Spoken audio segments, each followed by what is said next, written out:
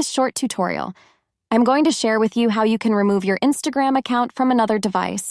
Removing your Instagram account from another device is crucial for safeguarding your security, privacy, and control over your account.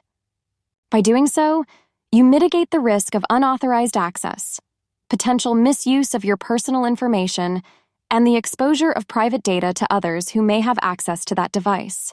This action also prevents unauthorized activity and ensures that you retain sole control over your account, enhancing your peace of mind and confidence in its security. To do this, simply head into your Instagram account. On your profile page, tap on these 3 lines.